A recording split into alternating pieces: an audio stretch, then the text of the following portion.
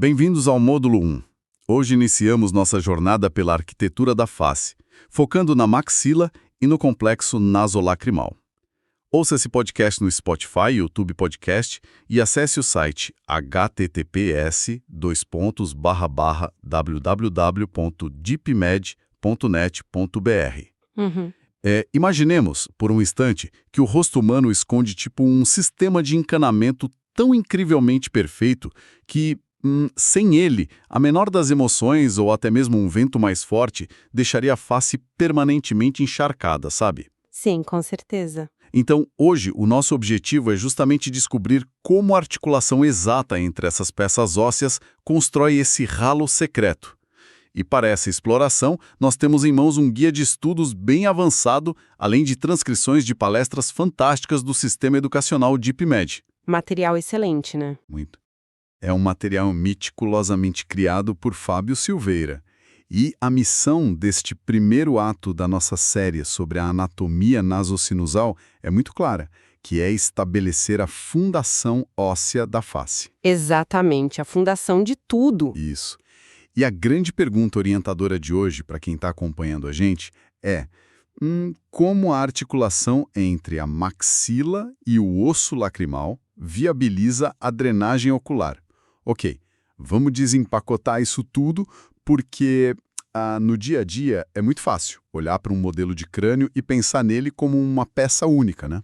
É, tipo um capacete sólido. Um capacete sólido, exato, mas ao mergulhar nessas fontes, fica muito evidente que estamos lidando com um verdadeiro quebra-cabeça arquitetônico tridimensional. Com certeza. O material do DeepMed, logo de cara, ele estabelece uma premissa inegociável nas primeiras linhas, que é: no corpo humano, a anatomia óssea dita a função clínica. A anatomia dita a função. Isso. É uma regra de ouro, sabe? A cavidade nasal é frequentemente reduzida àquela ideia de um simples corredor por onde o ar entra e sai. Um tubo qualquer. Pois é, mas as fontes nos mostram que ela, na verdade, é um labirinto super complexo, repleto de recessos, de canais, de paredes duplas. Nossa, sim. E compreender a fundação exata dessas paredes é o primeiro passo absoluto para entender como estruturas aparentemente distintas conversam entre si. Tipo o globo ocular e o nariz. Exato, o globo ocular, o nariz e todo o sistema estomatognático, eles conversam intimamente. Se a gente não compreende a fundação, quer dizer, a base óssea, toda a lógica funcional desse sistema simplesmente desmorona na nossa mente. E quando o texto fala em fundação, todos os holofotes se voltam para uma peça monumental, né?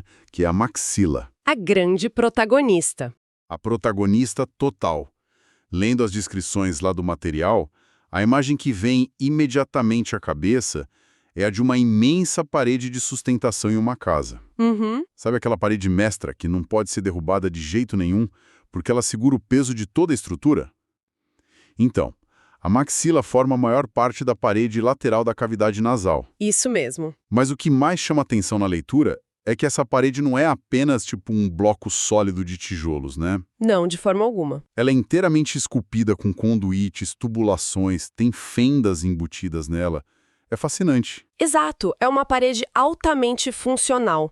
E o foco do nosso estudo de hoje recai especificamente sobre a face interna dessa parede, ou seja, a face nasal da maxila. Certo. É justamente nessa superfície que nós encontramos os acidentes geográficos cruciais para a nossa jornada. Sim, e há duas estruturas nessa face interna que o guia destaca fortemente, né? Primeiro, o processo frontal da maxila. Que funciona quase como uma torre se erguendo. Uma torre, exatamente. E é exatamente lá que repousa uma crista bem prominente, que é a crista lacrimal anterior. A anterior. Logo atrás dessa crista, a maxila apresenta uma espécie de calha, que é o sulco lacrimal. Perfeito. E, só para não deixar passar um detalhe legal do texto, ele ainda menciona que, um pouco mais atrás nessa mesma parede, existe o sulco palatino maior. Ah, sim, super importante. Que se junta com outro osso palatino para formar um canal inteiro dedicado à passagem de vasos e nervos vitais. Quer dizer, a maxila é realmente cheia de passagens secretas, né? Totalmente. Mas aqui, lendo o material, entra uma confusão genuína. por que a maxila tem apenas um sulco? Porque, veja bem, um sulco é uma calha aberta. Uma meia-lua, praticamente. Isso. Como esse osso maciço consegue transportar fluidos se a tubulação está exposta pela metade? Não faz sentido de imediato. Essa é a observação perfeita. E é exatamente isso que torna a engenharia crâniofacial tão fascinante, sabe? A maxila, por mais robusta que ela seja, ela não tem a capacidade de completar o trabalho sozinha. Ah, tá. Aquele sulco lacrimal e a crista lacrimal anterior são, por definição anatômica, estruturas incompletas. Eles representam apenas uma metade de uma arquitetura maior. Como se faltasse uma peça. Isso. A gente pode pensar nisso como uma tubulação de água que foi embutida na parede, mas que ainda não recebeu aquela camada de gesso por cima para fechar, sabe? Nossa, ótima analogia. Para que esse sulco aberto se transforme num duto funcional e protegido, a maxila necessita desesperadamente de uma peça complementar. E ela precisa de um osso adjacente para fechar essa geometria. Exatamente. Ah, então é como se a maxila estivesse, estendendo a mão, esperando que alguém venha completar o encaixe. E o material nos apresenta quem é esse parceiro de dança. É o osso lacrimal, né? O próprio. O guia de estudos o descreve como um osso pequeno, quase frágil, em comparação com a maxila. Ele é bem delicado. Muito delicado. E ele possui duas faces. Uma face orbital, voltada para o ambiente do olho ali, e uma face nasal. E o osso lacrimal não vem de mãos abanando por esse encontro, certo? Ele traz a sua própria crista. Isso mesmo. Assim como a maxila possui a sua crista lacrimal anterior, o osso lacrimal chega para completar esse selo, trazendo a crista lacrimal posterior. A posterior, tá? E tem um detalhe morfológico belíssimo aqui, olha só. A extremidade inferior dessa crista lacrimal posterior, ela se projeta para frente, formando uma espécie de gancho. Um gancho? É, um gancho que recebe o nome de âmulo lacrimal. Âmulo lacrimal? Nossa, é possível visualizar essa cena perfeitamente, né? A maxila se aproxima com a sua crista anterior, o osso lacrimal se encaixa com a sua crista posterior e esse gancho, o âmulo, ajuda a travar tudo no lugar. Perfeito. São literalmente duas metades de um molde industrial se fundindo sob uma imensa pressão evolutiva para abrigar algo ali no meio. O texto afirma que o espaço oco que fica delimitado por essas duas cristas finalmente unidas ganha o nome de fossa do saco lacrimal. Exato, a fossa do saco lacrimal. Mas, mecanicamente falando, por que o corpo precisa criar uma fossa inteira com bordas tão pronunciadas apenas para guardar um saco membranoso? Feito de um tecido membranoso que sofreria colapso imediato se ele fosse pressionado pelos tecidos ao redor. Ele precisa de um escudo. Faz todo o sentido. E se a gente recuar um passo para enxergar a imagem maior, a genialidade da junção fica ainda mais clara, sabe? Como assim? É precisamente nesta junta óssea, neste espaço abobadado pelas cristas anterior e posterior, que a órbita começa a se comunicar fisicamente com a cavidade nasal. A transição. Exatamente. O osso lacrimal e a maxila constroem juntos a fronteira de transição perfeita. Sem esse escudo ósseo bipartido, a comunicação entre o olho e o nariz seria estrangulada. Nossa, e isso nos joga direto para a parte funcional, né? Que é onde a física do corpo humano impressiona qualquer um. O material faz um mapeamento completo do trajeto da lágrima. Nós sabemos pela leitura que tudo começa lá em cima, na glândula lacrimal. Lá no topo. Isso, que produz a lágrima continuamente para banhar o globo ocular, né, manter ele lubrificado.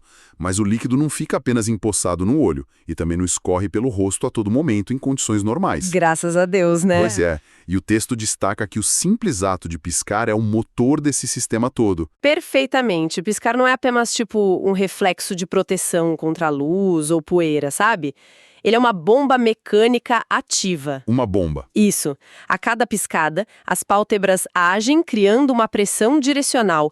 Elas distribuem aquele filme lacrimal sobre a córnea e, simultaneamente, empurram o excesso de líquido em direção ao canto interno do olho. O canto medial, certo? O canto medial, exato. E é para lá que fica a entrada do nosso sistema de drenagem. Cara, É como ter limpadores de para-brisas perfeitamente sincronizados que varrem a água direto para um ralo específico. Uma ótima imagem. E esse ralo desemboca justamente naquele saco lacrimal que repousa protegido na fossa que a gente acabou de descrever. E a partir desse ponto, o saco lacrimal atua como um funil natural, né? Uhum. Ele afunila o líquido. Ele vai se estreitando, afunilando o fluido até se transformar no que a anatomia chama de ducto nasolacrimal. E o guia de estudos faz uma conexão fantástica aqui. Ele explica que, por causa desse encanamento direto, o excesso de lágrimas em um momento de choro ou forte emoção tem um destino certo. Vai tudo para baixo. A água desce pelo duto e inunda a cavidade nasal. Eis a explicação anatômica irrefutável de por que o nariz escorre loucamente quando a gente chora.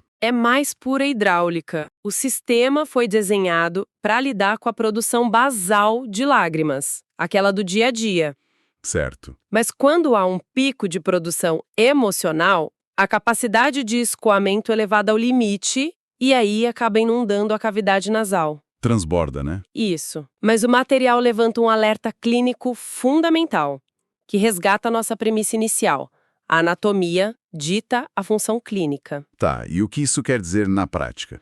O que acontece se houver um bloqueio nesse trajeto descendente? O texto é muito direto sobre isso. Se houver obstrução nesse cano, digamos assim, o resultado é a epífora. Exato, a epífora. Que é aquele lacrimejamento crônico e excessivo, onde a lágrima simplesmente não tem para onde ir e acaba transbordando pelo rosto constantemente.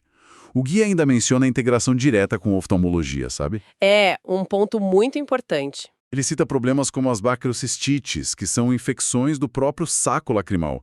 Porque se o duto entope, o líquido fica estagnado ali no saco, né?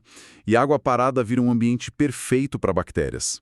Inflama tudo. É uma reação em cadeia. Exatamente isso. A dacrocistite é o exemplo perfeito de como uma falha arquitetônica mínima pode gerar um problema clínico agudo. Se o duto não esvazia, o reservatório contamina. Faz todo sentido. E é por isso que a proteção óssea precisa ser contínua. O duto nasolacrimal não precisa apenas de uma fossa para o saco lá em cima. Ele precisa de um túnel blindado por todo o caminho da descida até chegar no nariz. Até o final. Isso. E aqui a gente volta àquele problema da maxila ser apenas uma calha aberta. Lembra? Lembro, o suco lacrimal. Para que a epífora não ocorra ao menor sinal de inchaço dos tecidos da face, aquele suco precisa se fechar totalmente, virando um tubo de verdade. E aqui é onde eu confesso que, lendo a aula, fiquei impressionado com a complexidade geométrica exigida.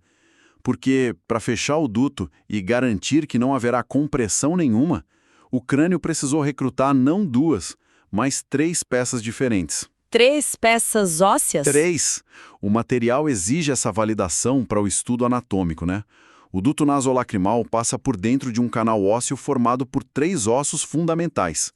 É como contratar 3 empreiteiros distintos e exigir que a junção das paredes deles seja impermeável e milimétrica. Uma obra complexa. Muito. Nós já temos a maxila fornecendo a parede lateral principal e a base do sulco. Temos o pequeno osso lacrimal fechando a parte superior medial. Mas ainda falta o assoalho, sabe? Falta selar a parte de baixa desse corredor todo. Quem entra para finalizar a obra? A peça final desse quebra-cabeça é a concha nasal inferior. E o material faz uma distinção anatômica belíssima sobre ela. Qual seria? É muito comum presumir que todas as conchas nasais são iguais, né? Tipo a superior, a média e a inferior.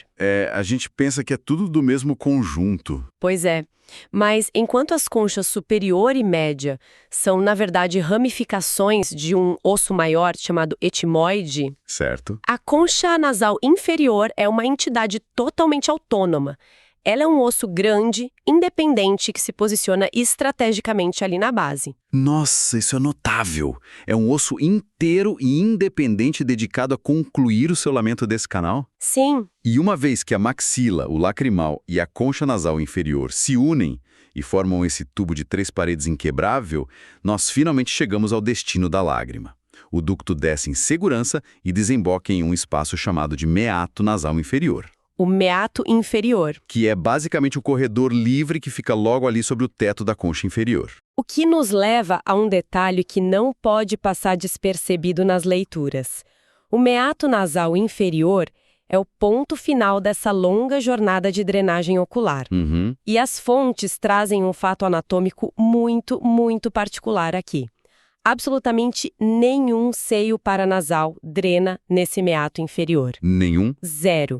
Ele é uma via expressa reservada exclusivamente para o escoamento das lágrimas. Pera, isso significa que o corpo propositalmente isolou o ralo do olho? Sem dúvida nenhuma. E se a gente conectar essa exclusividade ao fluxo contínuo de ar que passa ali, a lógica se revela rapidinho. Conta mais. Os seios paranasais, que a gente vai estudar mais adiante, eles estão constantemente trocando ar, produzindo muco e drenando secreções, certo? Certo, o tempo todo. Se essas secreções sinusais desaguassem no mesmo corredor estreito por onde a lágrima precisa descer, o risco de um refluxo ou de uma pressão excessiva bloqueando o canal lacrimal seria imenso. Iria entupir tudo. Exato. Ao reservar o meato nasal inferior apenas para as lágrimas, o corpo mantém os sistemas isolados, evitando essa competição de fluidos. Caramba, é uma maravilha da engenharia de fluidos mesmo. A lágrima é produzida lá no alto, as pálpebras bombeiam o líquido para a fossa e a pura e simples gravidade cuida do resto, né? A gravidade faz o trabalho pesado. Pois é, puxando a lágrima para baixo, pelo túnel dos 3 ossos até o meato inferior. Funciona com a precisão de um relógio. Porém, o material de estudos lança uma pequena bomba de transição logo em seguida. Uma bomba maravilhosa, diga-se de passagem. Totalmente. Preparando o terreno para o nosso próximo módulo. Porque se a descida da lágrima é um triunfo da gravidade, o sistema de drenagem dos seios da face parece uma piada de mau gosto evolutiva. É uma transição drástica de paradigmas mecânicos, de fato. Totalmente drástica. O guia começa a falar sobre a maior de todas as cavidades sinusais, que é o seio maxilar. Ele também atende pelo nome clássico de antro de Highmore. Isso, o antro de Highmore. Então voltemos à nossa grande parede de sustentação, a maxila. Descobrimos que dentro dela existe essa caverna oca gigantesca. Mas o detalhe que me deixou completamente perplexo lendo o material foi a posição do ralo desse seio. Ah, o ósteo? O ósteo. A abertura por onde o muco deveria escoar para o nariz, ele não fica no chão do seio maxilar. Não mesmo. Ele fica localizado na parte superior da parede medial dele. E drena para o meato médio, lá em cima, por meio de uma passagem chamada hiato semilunar. É contraintuitivo. É literalmente como contratar um arquiteto para construir o seu banheiro e o cara instalar o ralo de escoamento da água no meio do teto. Como isso é remotamente funcional? A analogia do ralo no teto é dolorosamente precisa e engraçada também. Não tem como não pensar nisso. Pois é, enquanto o sistema nasolacrimal usa a gravidade a seu favor de uma maneira super elegante, a drenagem do seio maxilar é inteiramente não gravitacional. É um desafio contra a física. Contra a física. O muco que se acumula no assoalho dessa imensa caverna dentro da maxila, ele não pode simplesmente escorrer para fora. Porque o ralo está em cima. Exato. Ele depende de forma exclusiva de algo chamado clearance mucociliar. Clearance mucociliar. Estamos falando de milhões de cílios microscópicos trabalhando incansavelmente, batendo de forma coordenada para varrer todo esse muco secretado pelas paredes. Eles estão literalmente escalando as paredes contra a força da gravidade. Caramba! Tudo isso até alcançar aquele pequeno orifício de saída lá no topo. Mas, nossa, isso soa como um pesadelo logístico. E se qualquer coisinha der errado com esses cílios minúsculos, o sistema inteiro deve entrar em colapso, não é? E é exatamente por isso que essa estrutura é tão vital para a prática clínica. A dificuldade mecânica intrínseca dessa drenagem contra a gravidade explica perfeitamente por que as sinusites maxilares são infecções tão teimosas e tão prevalentes. Ah, claro, a sinusite. Basta um simples resfriado que inflame a mucosa e diminua a velocidade do batimento ciliar, ou então um inchaço que estreite ainda mais o já minúsculo ósteo lá no alto. E aí fechou de vez. O muco para de subir. E se não sobe, acumula no fundo do seio maxilar, vira um meio de cultura para bactérias e a sinusite se instala com força. Nossa. O corpo precisa travar uma batalha constante contra a própria arquitetura e a gravidade para se manter limpo.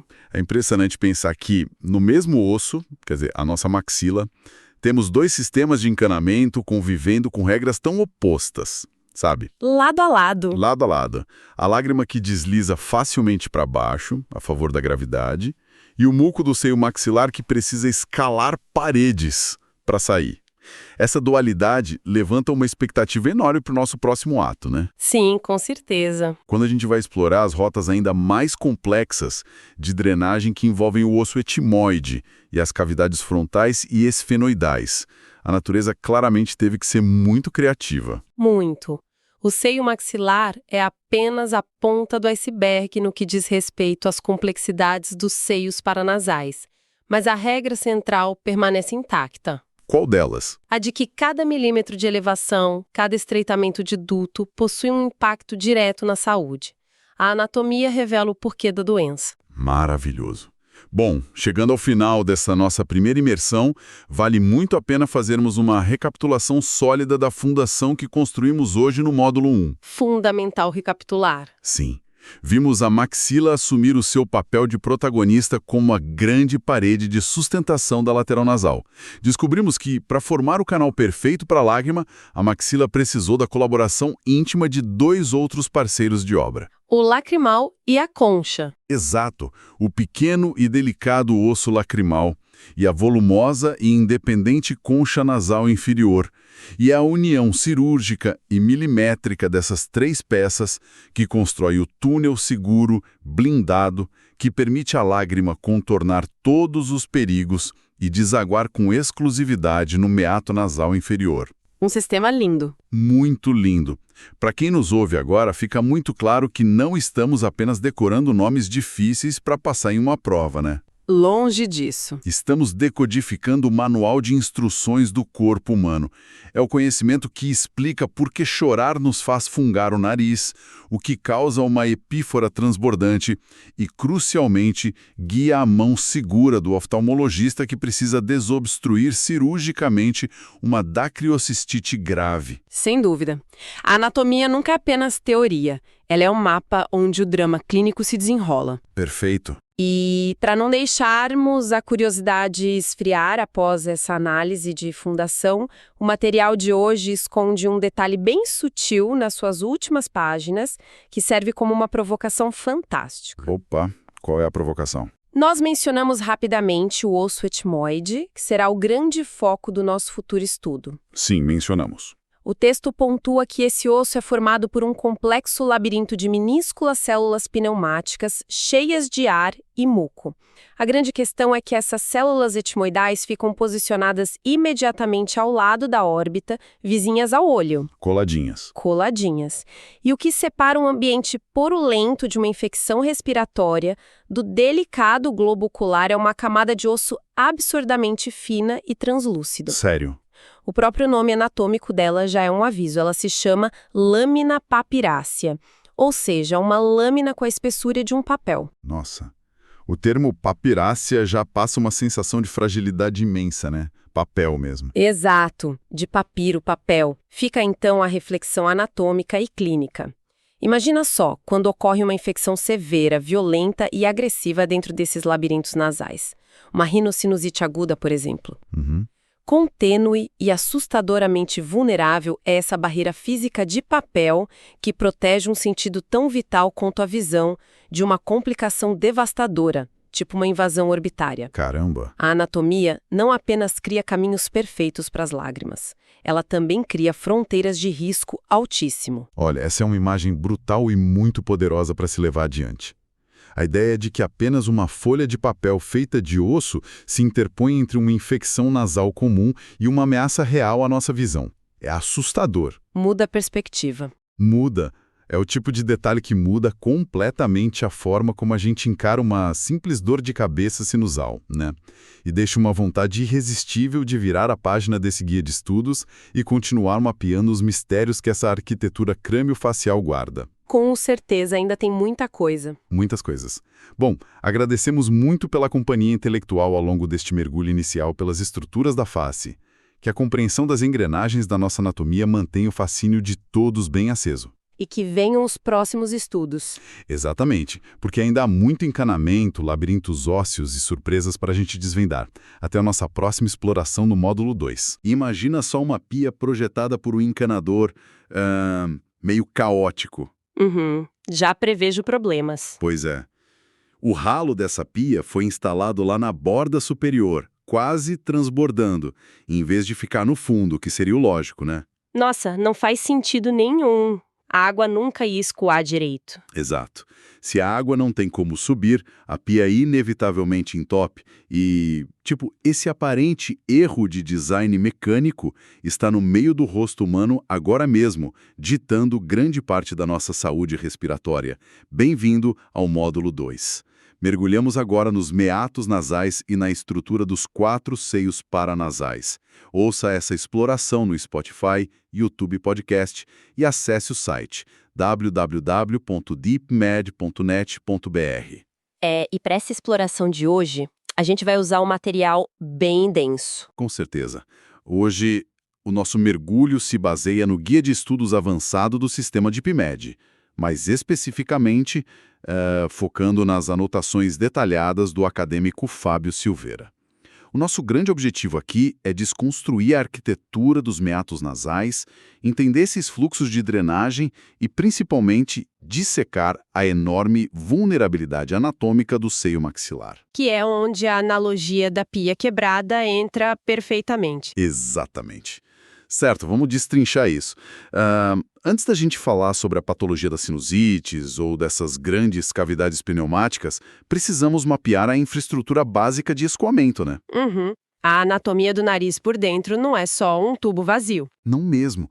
O interior do nariz humano é tipo uma série de corredores e prateleiras. E há uma dinâmica mecânica muito peculiar que começa muito antes do ar sequer entrar nas narinas. Por exemplo, tem uma ligação direta entre o choro e a congestão nasal. Quem nunca percebeu o nariz escorrendo depois de chorar? É um clássico. E isso acontece por causa de uma rodovia anatômica fascinante. O trajeto que explica esse fenômeno é o complexo nasolacrimal. Ele ilustra perfeitamente como a anatomia da face é um sistema de encanamento, sabe?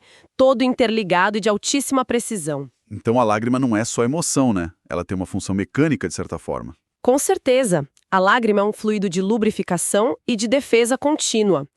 Ela é produzida pela glândula lacrimal, que fica lá na parte superolacreal da órbita. Mas esse fluido precisa de um destino final, para não ficar escorrendo pelo rosto da pessoa o tempo todo. E como ele desce? Porque não deve ser só a gravidade agindo ali. Não, o escoamento não é passivo. A própria ação do músculo orbicular do olho, quando a gente pisca, cria um gradiente de pressão. Age literalmente como uma bomba hidráulica. Caramba, uma bomba? Sim, empurrando essa lágrima em direção ao canto medial do olho. É um sistema de sucção ativo, então. A lágrima não apenas cai ali no dreno, ela é mecanicamente forçada para dentro do saco lacrimal. E, lendo as notas de anatomia óssea do Fábio Silveira, dá para ver que esse saco lacrimal não fica flutuando livremente. De jeito nenhum. Ele tem um berço muito específico cravado no osso. Ele repousa na fossa do saco lacrimal. Uma depressão óssea, certo? Isso. Essa fossa é formada pela articulação de 2 ossos cruciais ali da região, a maxila e o osso lacrimal. Para detalhar um pouco mais, a maxila fornece a crista lacrimal anterior. Enquanto o osso lacrimal fornece a crista lacrimal posterior. O saco lacrimal fica perfeitamente encaixado, tipo um sanduíche, entre essas 2 cristas de osso maciço, o que protege ele de traumas superficiais. Bacana. E a partir daí, imagino que ele desça para o nariz. Exato. O saco se estreita, formando o ducto nasolacrimal. Esse ducto inicia uma descida vertical através de um canal ósseo verdadeiro. E esse canal, pelo que eu vi no material, é construído pela contribuição de 3 ossos, né? A maxila, o osso lacrimal e a concha nasal inferior. Essa última meio que fecha a parede medial desse túnel. Perfeito, é isso mesmo. Mas o que mais me fascina é o ponto de chegada. Esse duto viaja toda essa distância para desaguar num lugar muito exclusivo. Ele cai direto no meato nasal inferior. Que é o espaço logo abaixo da concha nasal inferior. Isso. E o detalhe que salta aos olhos nesses guias de estudo do DeepMed é justamente a exclusividade desse espaço. Nossa, o meato inferior é um verdadeiro território VIP. A fisiologia reservou ele de forma absoluta para a drenagem lacrimal. Absolutamente nenhum seio paranasal drena para essa região do meato inferior. Nenhum mesmo. Nenhum. Essa segregação anatômica faz todo sentido, sabe? Principalmente quando a gente pensa na prevenção de refluxo. Ah, claro.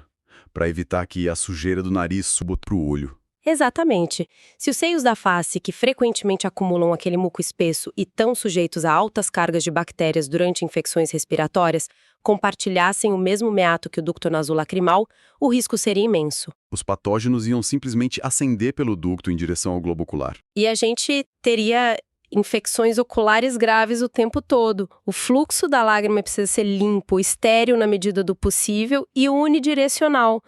Portanto, quando a produção de lágrimas excede a capacidade normal de evaporação, como durante um choro intenso, esse volume massivo é bombeado. Ele desce pelo saco lacrimal, passa pelo ducto nasolacrimal e inunda esse meato inferior, né? Acabando por escorrer pela narina, o famoso nariz escorrendo depois do choro. E isso, a física pura do nosso corpo em ação. O que levanta uma questão arquitetônica imediata na nossa cabeça. Se o meato inferior é dedicado apenas ao fluxo das lágrimas, toda a carga pesada de drenagem das outras cavidades, dos seios da face, precisa ir para outro lugar.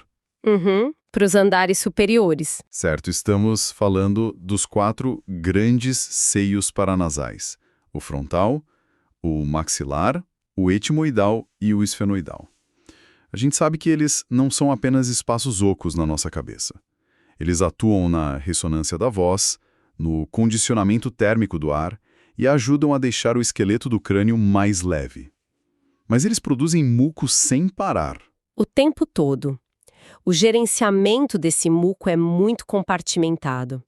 Começa lá pelos andares mais altos e posteriores. Onde fica o esfenoidal, por exemplo? Isso.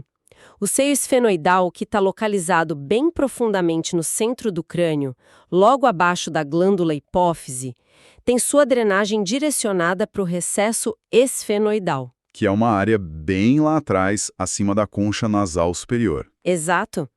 E descendo só um degrau, a gente tem as células etimoidais posteriores que escoam os fluidos diretamente no meato nasal superior. Mas o fluxo principal mesmo não é aí. É no meado médio, não é? Com certeza. A verdadeira zona de confluência, o grande eixo de tráfego anatômico da face, é o meato nasal médio. É o epicentro anatômico. Lendo as anotações do sistema, elas detalham uma topografia bem complexa ali debaixo da concha nasal média. O material fala do infundíbulo etimoidal e do hiato semilunar. E não estamos falando de simples furinhos na parede, mas de corredores tridimensionais. Certo? Exatamente. A complexidade do meato médio é o que dita o sucesso ou o fracasso da saúde de quem tem problemas sinusais. O hiato semilunar, por exemplo, é uma fenda curva. Em forma de meia-lua, como o nome diz. Isso, situada ali na parede lateral do nariz. E o infundíbulo etimoidal é um canal em forma de funil. Ele desemboca bem na porção anterior desse hiato semilunar. Parece uma maravilha da engenharia de fluidos. Pega o seio frontal, por exemplo. Ele fica na espessura do osso frontal, logo acima das nossas órbitas oculares. Ele drena através de um ducto chamado ducto frontonasal. E esse ducto se abre direto nesse infundíbulo. Perfeito, que por sua vez direciona todo o fluxo para o hiato semilunar no meato médio, junto inclusive com a drenagem das células etimoidais anteriores. Tudo ali se encontra.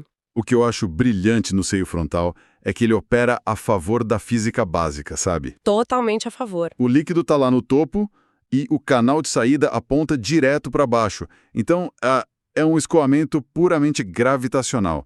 A gravidade faz o trabalho duro de puxar o muco frontal através desse ducto até o meato médio, sem exigir grande esforço do corpo humano. É um sistema limpo e altamente eficiente. Sim, e isso nos traz inevitavelmente ao grande paradoxo estrutural da face humana que a gente mencionou no começo. Se o seio frontal se beneficia da gravidade de um jeito tão perfeito, a arquitetura do seio maxilar parece desafiar qualquer lógica de um design eficiente. Conforme a palestra, o seio maxilar é o mais armazenado e sua drenagem depende da fisiologia da mucosa. Essa palavra armazenado nas notas do Fábio encapsula toda a gravidade do problema. O seio maxilar não é pequeno, na verdade, ele é a maior de todas as cavidades paranasais. Ele ocupa quase todo o corpo da maxila, né? Desde a margem inferior da órbita do olho até lá embaixo, perto das raízes dos dentes molares. Uhum. E a lógica mecânica, se a gente fosse desenhar isso, ditaria que uma cavidade de reservatório tão grande tivesse um ralo no fundo para o esvaziamento contínuo a favor da gravidade. Igualzinho a uma pia normal.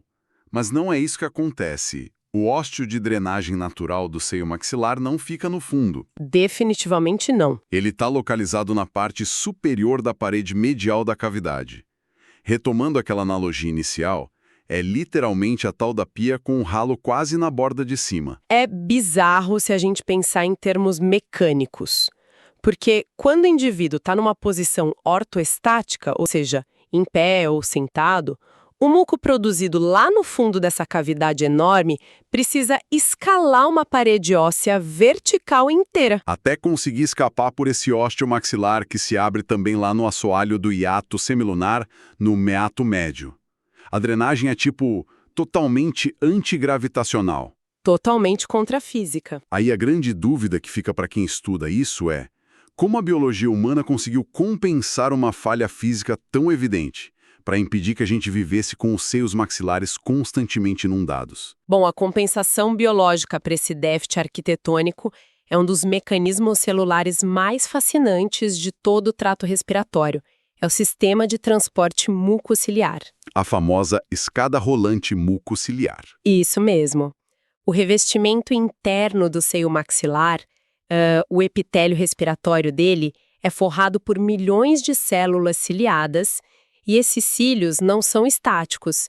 Eles batem de forma coordenada e muito vigorosa. Eles se mexem rápido. Muito. Cerca de 10 a 15 vezes por segundo. E o mais impressionante, eles batem em uma direção muito específica, sempre empurrando o muco em direção ao ósteo de drenagem natural lá no topo. Não importa a posição da cabeça. Não importa, eles sabem o caminho de saída. Mas tem um detalhe. Esse batimento celular precisa lidar com um fluido espesso, né? Os cílios não empurram só ar, eles empurram um manto pesado de muco ladeira acima. É um trabalho braçal das células. E o mecanismo depende de uma regulação muito rigorosa da viscosidade desse muco. O muco, na verdade, possui duas camadas principais. Quais são? Há uma camada fluida inferior, que a gente chama de fase sol. É nessa fase mais aquosa que os cílios realmente batem e se movem livremente. Entendi. E a parte mais grossa fica por cima. Exato. Essa é a camada superior mais viscosa, chamada de fase gel. É ela que captura as partículas, as bactérias e os detritos que a gente respira. Então, durante a fase de batimento ativo, os cílios se esticam através dessa fase sol. Eles agarram o gel. Eles agarram a camada de gel espessa e a empurram mecanicamente pelas paredes do seio maxilar, vencendo a força da gravidade. Até chegar lá no ósseo superior. A fisiologia da nossa mucosa meio que substitui a ação da gravidade com a força bruta celular. É incrível, mas explica por que a estabilidade desse sistema é tão frágil. Muito frágil. Qualquer pequena alteração nesse microambiente condena o seio maxilar. Por exemplo, se a pessoa inala um ar excessivamente frio e seco, aquela fase aquosa, a fase sol, evapora, não é? Uhum. E quando ela evapora, os cílios ficam presos direto no gel espesso. E paralisam. A escada rolante desliga. E o mesmo ocorre, imagino, em uma infecção viral aguda. Sim, um resfriado forte inflama a mucosa e pode destruir temporariamente esses cílios funcionais. E aí, sem os cílios para empurrar o fluido ladeira acima, quem ganha a briga? A gravidade vence. O fluido simplesmente não tem como subir. Ele se acumula lá no fundo da cavidade maxilar, estagna. E vira um meio de cultura absolutamente perfeito para a proliferação de bactérias. É a gênese clássica da sinusite bacteriana crônica. A pinha entupida transbordando. Perfeito. E essa dependência absurda do transporte mucociliar cria um cenário clínico tão previsível, que moldou até a forma como a radiologia aborda a imagem da face hoje em dia. É verdade. As anotações do sistema DeepMed fazem uma correlação bem interessante com os exames de imagem. Sim, porque a falha nesse escoamento antigravitacional gera achados visuais muito específicos. Quando um paciente chega com suspeita de rinocinusite aguda ou crônica e faz uma tomografia computadorizada ou um raio-x simples dos seios da face, sabe qual é a busca primária do radiologista nas cavidades maxilares? Ele procura os famosos níveis hidroaéreos. Exatamente. O nível hidroaéreo. Que é literalmente a linha divisória ditada pela física, né? O líquido pesado, seja muco ou pus, estagna no fundo do seio maxilar e o ar preenche a porção superior que ainda sobrou livre. E como os exames de imagem geralmente são feitos com o paciente ali na posição vertical, sentado ou em pé. A gravidade atua sobre esse líquido acumulado na hora, criando uma linha horizontal, reta, bem nítida e perfeitamente nivelada no exame. É como olhar um copo pela metade. Separa a densidade escura do ar da densidade branca do fluido acumulado. É a assinatura radiológica inegável de que o sistema de drenagem falhou. E a identificação desse nível hidroaéreo não serve só para confirmar o diagnóstico, mas orienta todo o tratamento, não é? Com certeza. Se o ósseo natural está bloqueado pelo inchaço inflamatório da mucosa lá no meato médio, os tratamentos médicos, como os corticoides tópicos ou os descongestionantes, visam reduzir esse edema. A ideia é abrir caminho de novo. Para ver se os cílios conseguem voltar a empurrar. Mas e se não conseguirem? Bom, em casos de sinusite crônica severa refratária aos remédios, a cirurgia endoscópica entra em cena para corrigir a falha de design. Eles quebram a parede. O cirurgião amplia artificialmente o ósseo maxilar. Ele reconstrói o trajeto de drenagem para facilitar muito a saída do fluido, contornando a limitação do sistema antigravitacional. Removendo um pouco da dependência daquele epitélio ciliar, que às vezes já está severamente danificado de forma irreversível por conta de infecções repetidas. É literalmente a medicina consertando a engenharia da evolução. É a intervenção humana contornando uma vulnerabilidade profunda. Mas, enquanto o seio maxilar é um grande reservatório propenso a inundações lentas e crônicas, os materiais de estudo nos direcionam para um cenário adjacente que é ainda mais tenso. Ah, sim. Você está falando do etmoide. Isso, porque ali as margens de erro estrutural não resultam apenas em uma congestão chata, mas podem virar catástrofes clínicas agudas. Os labirintos do osso etmoide não são cavernas grandes e únicas como o maxilar. Não, eles são um complexo favo de mel, cheio de pequenas células de ar. E a fronteira medial que separa essas escavações etmoidais dos nossos olhos chama uma atenção imediata no guia do Fábio, a lâmina papirácea do osso etmoide. Só o nome anatômico já denuncia o grau de fragilidade, né? Papirácea. De papel, uma barreira com a espessura literal de uma folha de papel. E ela fica separando uma cavidade frequentemente colonizada por patógenos do conteúdo superdelicado do globo ocular e dos músculos orbitários. É assustador quando a gente visualiza isso em 3D na nossa cabeça. Quais são as implicações clínicas, fisiopatológicas mesmo, dessa fronteira falhar sob pressão? O estudo da lâmina papirácea ilustra um equilíbrio muito delicado que a nossa evolução teve que alcançar. O corpo precisava de uma redução drástica do peso do crânio. Para permitir que a gente equilibrasse a cabeça em cima do pescoço sem muito esforço muscular. Exato.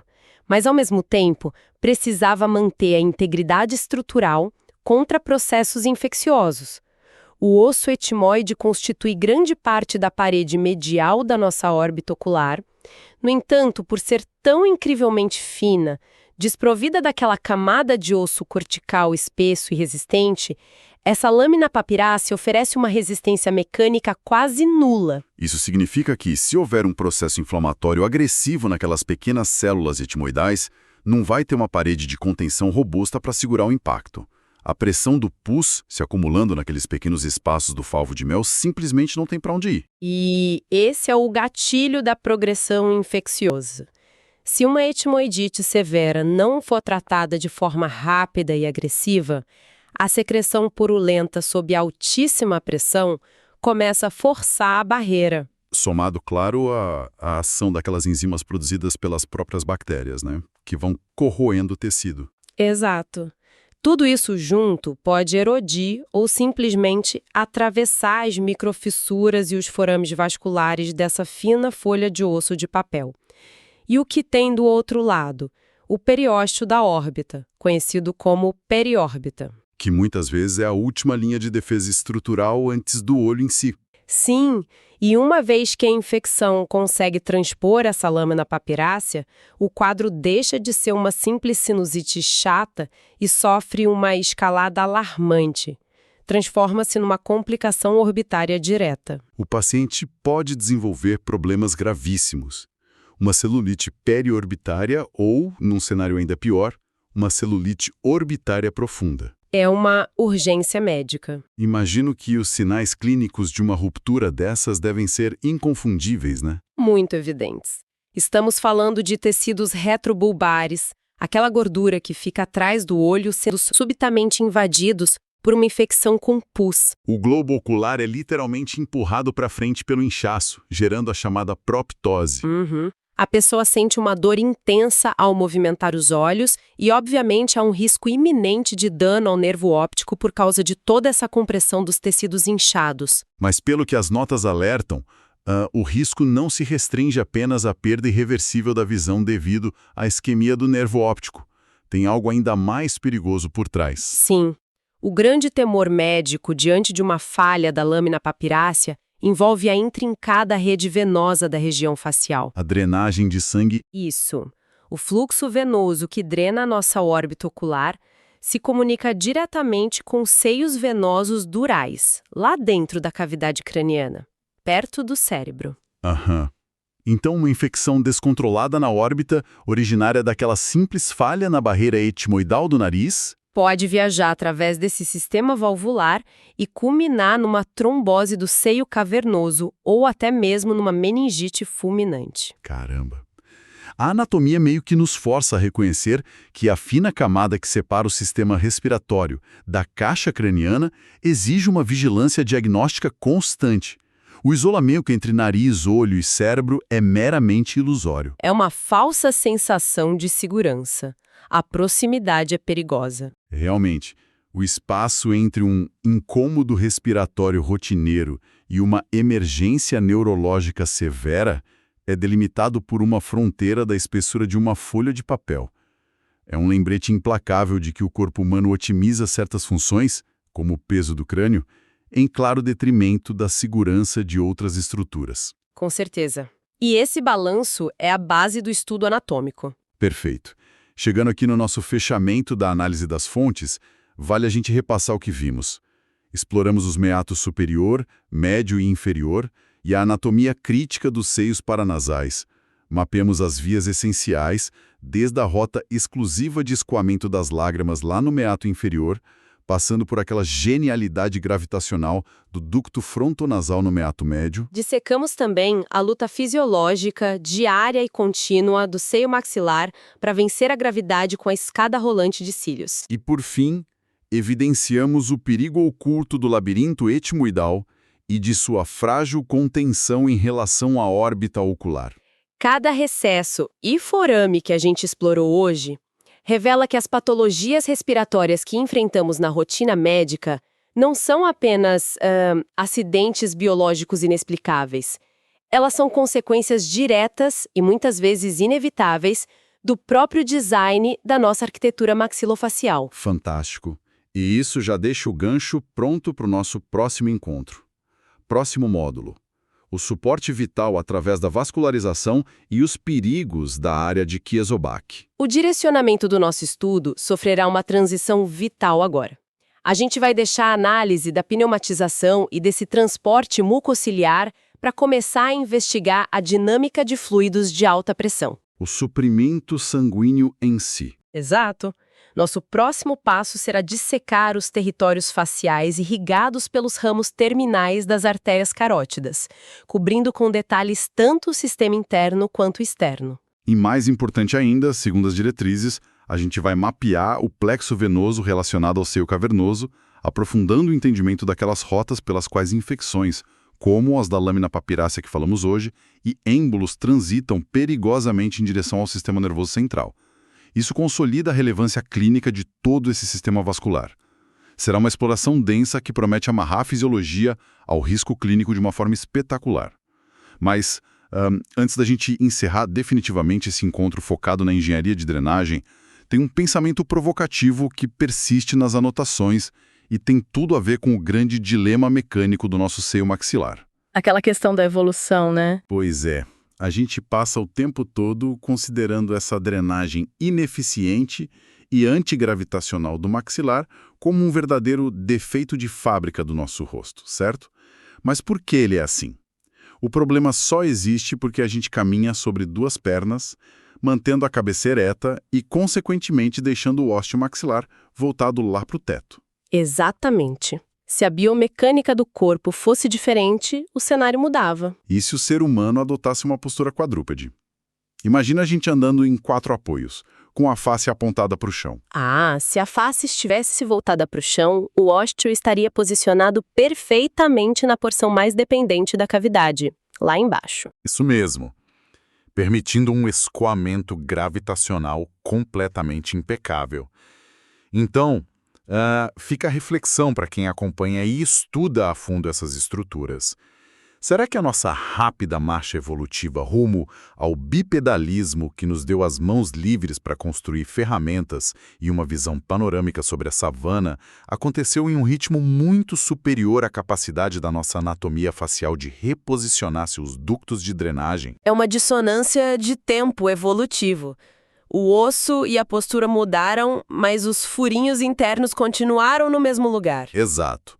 Talvez essas crises crônicas de sinusite que afetam tantos milhões de pessoas hoje em dia não sejam apenas uma falha imunológica ou da mucosa, como a gente costuma pensar de imediato, mas sim o preço anatômico inexorável que a nossa espécie ainda paga por ter decidido lá atrás, há milhões de anos, ficar em pé e caminhar orgulhosamente sobre duas pernas. É uma perspectiva brilhante para encerrar. Um preço alto por andarmos eretos. Com certeza. Fica o pensamento. Até a próxima exploração. Um simples sangramento nasal. Quem nunca passou por isso, né? Ou, pelo menos, viu alguém ali apertando o nariz com um lenço. Esperando parar. Todo mundo tem uma história assim. Exato. Mas o que parece ser só um incômodo menor, uma bobeira, é, na verdade, o ponto de colisão violenta entre duas das maiores e mais potentes redes de sangue da cabeça inteira. É um verdadeiro cruzamento de vias expressas bem na ponta do rosto. Exatamente. E, bom, bem-vindo ao módulo 3. Hoje, detalhamos a vascularização nasal dividida entre os sistemas carotídeos interno e externo. Acompanhe esta análise profunda no Spotify, YouTube Podcast e acesse o site https://www.deepmed.net.br. E lendo os guias de estudo avançados, as transcrições do Sistema Educacional DeepMed, fica muito evidente que a anatomia nasosinusal vai muito além de uma lista de nomes em um livro-texto, sabe? Com certeza. A nossa missão hoje é mapear toda essa arquitetura de irrigação, entender os motivos de ela ser tão intensa e principalmente revelar como o caminho de volta desse sangue esconde riscos vitais, tipo infecções intracranianas. Nossa, sim. Então, ao final dessa exploração, quem nos ouve vai dominar a composição da área de Kieselbach e entender a lógica quase assustadora da drenagem venosa da face. Eu acho fascinante perceber que a cavidade nasal opera quase como um sistema de ar-condicionado central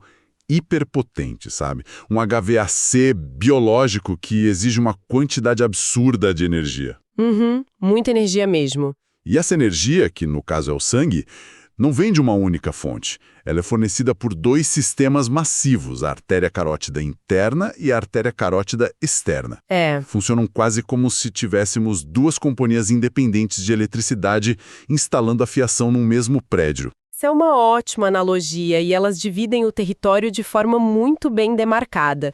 O sistema da carótida interna, ele domina o andar de cima, digamos assim. Certo, o teto.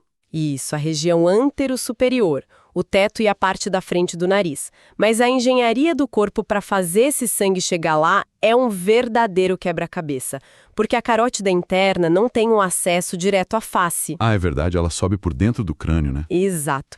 Ela sobe por dentro do crânio e envia um ramo, que é a artéria oftálmica, direto para dentro da órbita, a região dos olhos. Caramba! E é de dentro do espaço ocular que nascem as artérias que vão descer para o nariz, as artérias etimoidais anterior e posterior. E o desafio logístico que essas artérias enfrentam é o que mais me chamou a atenção nas anotações do DeepMed.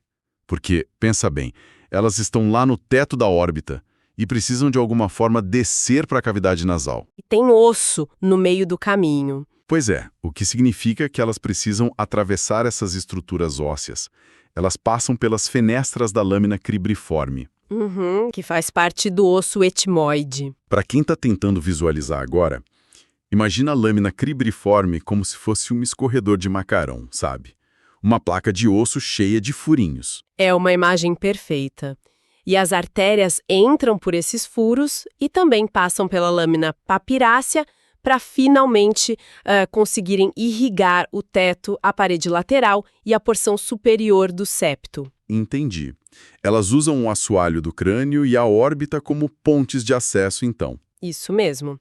Agora, enquanto a carótida interna faz toda essa rota hipercomplexa vindo lá de cima, a carótida externa tem a missão de suprir o andar de baixo. A região póstero-inferior. Exato.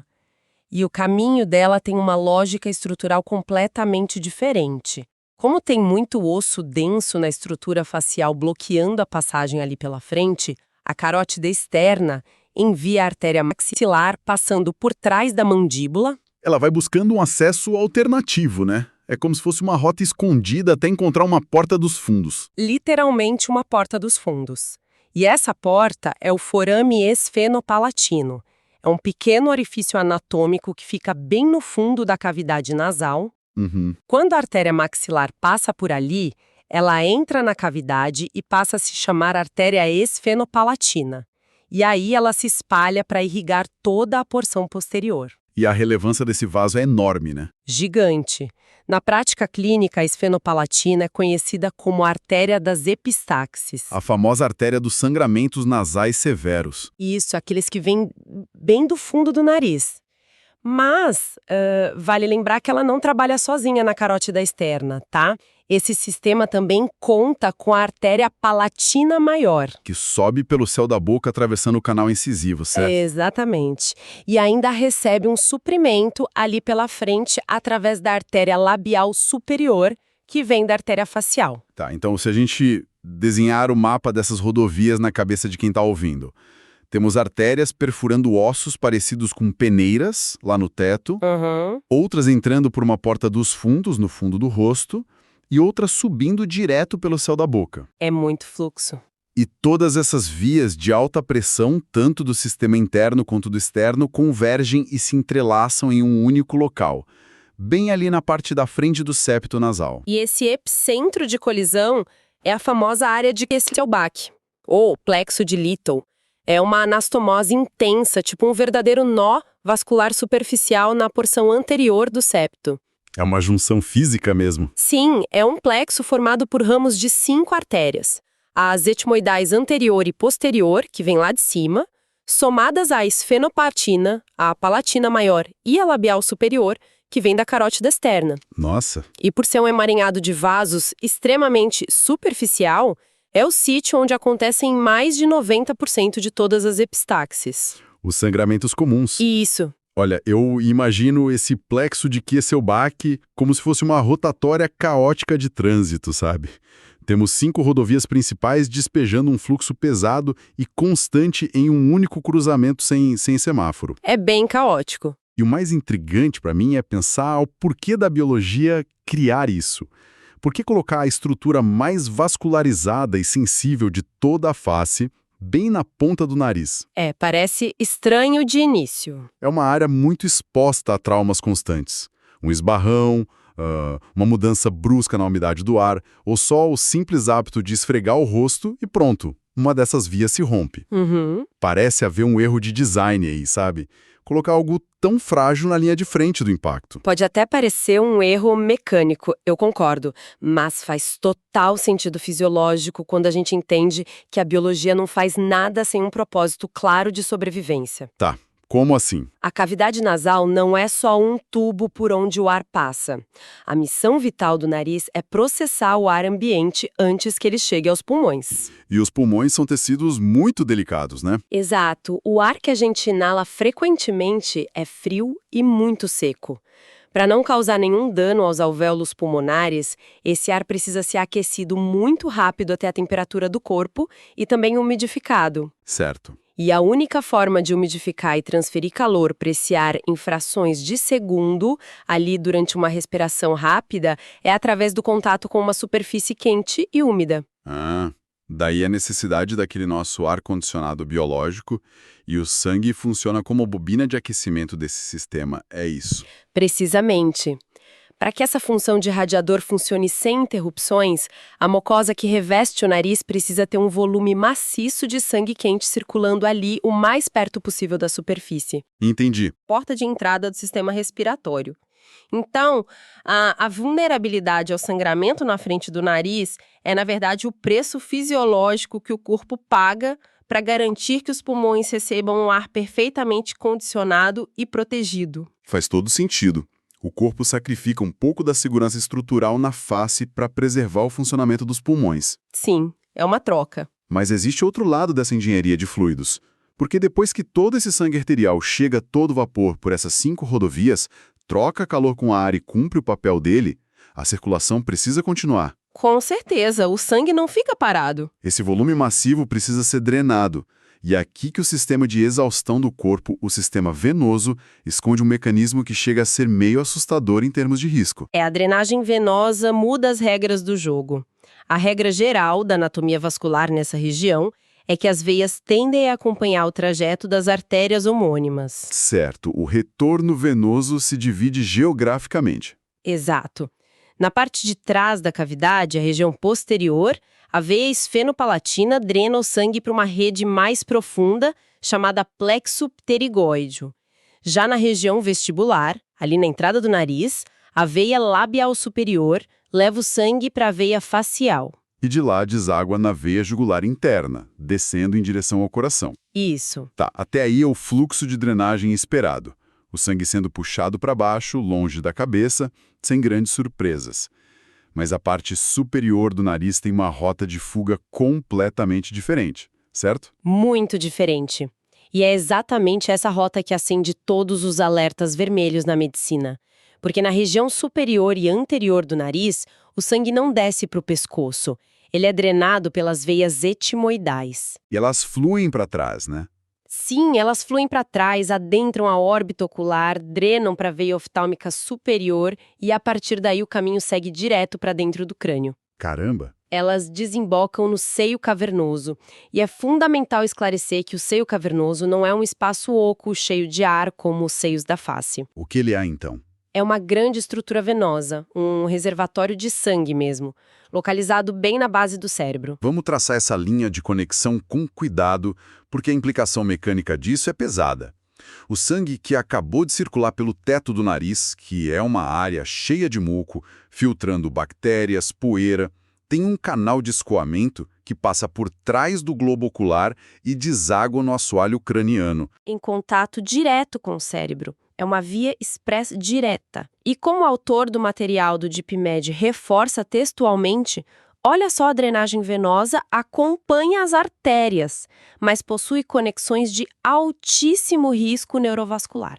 Que loucura. E o que agrava muito a situação é que as veias nessa zona superior da face muitas vezes não possuem válvulas. E as válvulas são o mecanismo que garante que o sangue flui em só um sentido, certo? Exatamente.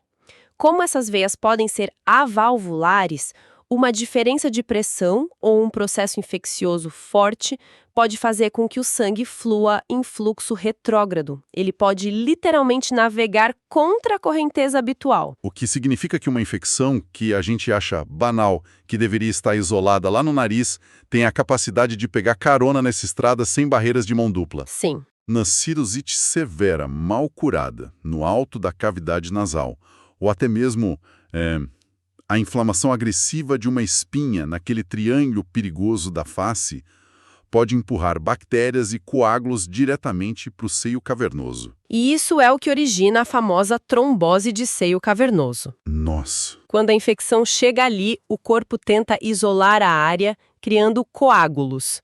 E isso acaba bloqueando o fluxo venoso dentro do crânio. E o perigo extremo mora no fato de que o seio cavernoso abriga estruturas cruciais. Que tipo de estruturas? A artéria carótida interna passa bem por dentro dele, por exemplo, além de diversos nervos cranianos responsáveis pela movimentação dos olhos e pela sensibilidade da face. Entendi. Uma infecção nasal que atinge esse ponto se converte imediatamente em uma emergência médica multidisciplinar. Envolve a otorrinolaringologia, a infectologia e a neurocirurgia, com um risco de mortalidade altíssimo. Quase como descobrir uma porta dos fundos destrancada em uma fortaleza.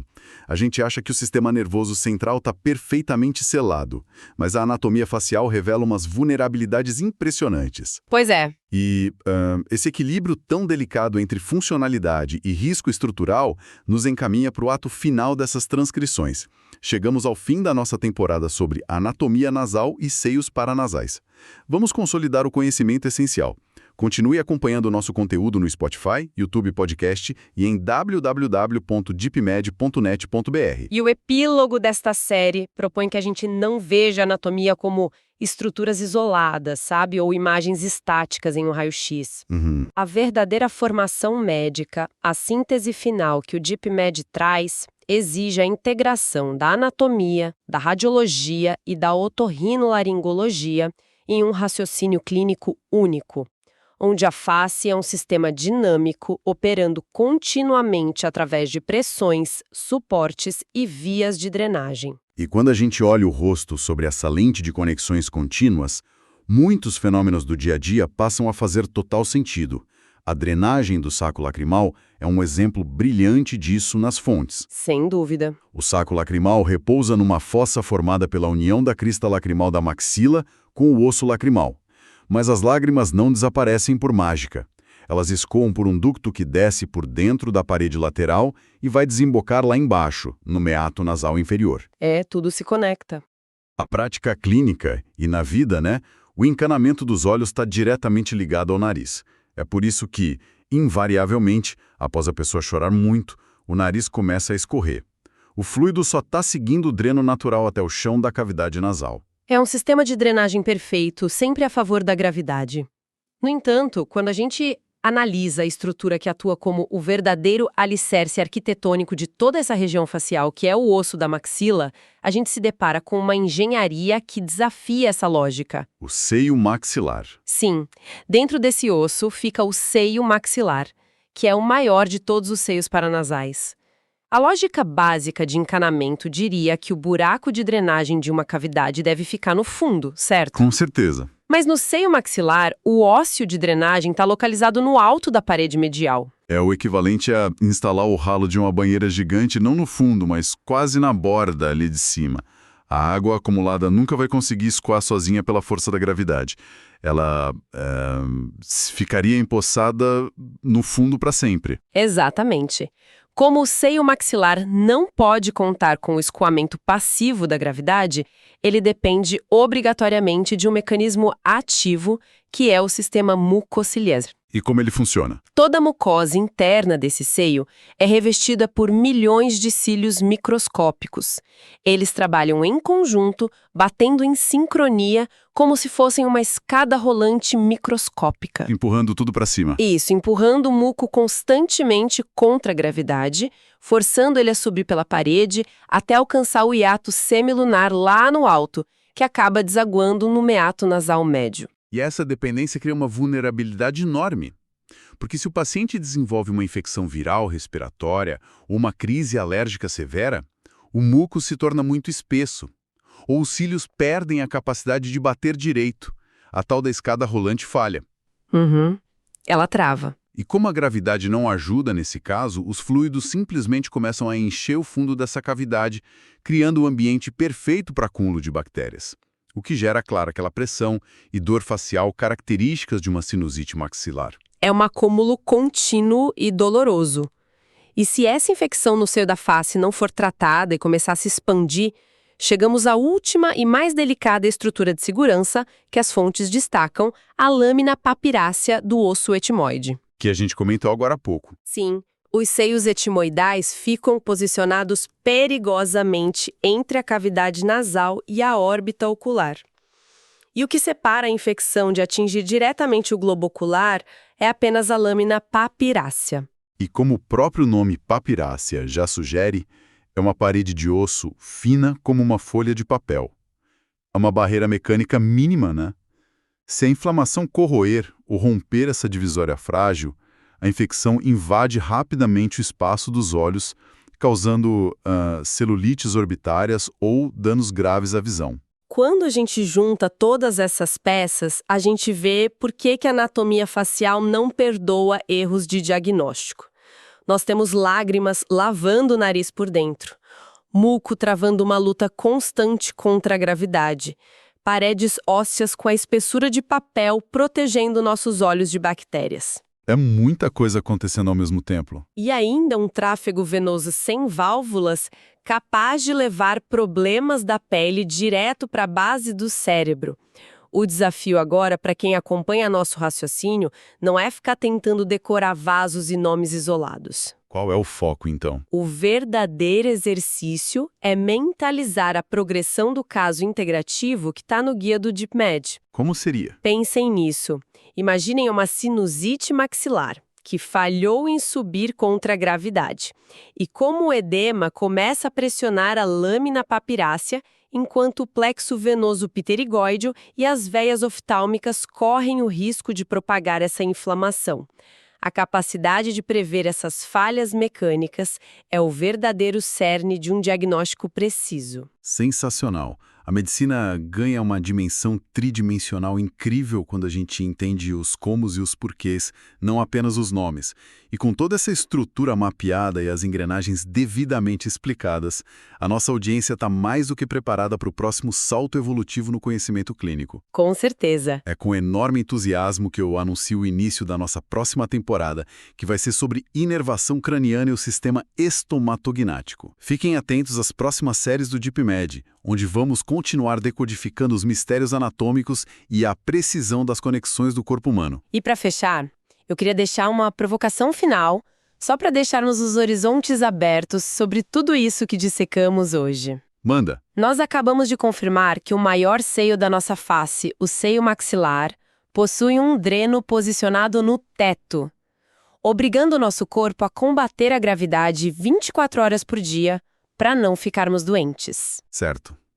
No entanto, se o ser humano andasse de 4 apoios, com o rosto posicionado paralelamente ao chão, esse dreno no teto ficaria perfeitamente alinhado na parte mais baixa da cavidade, favorecendo o escoamento contínuo pela gravidade.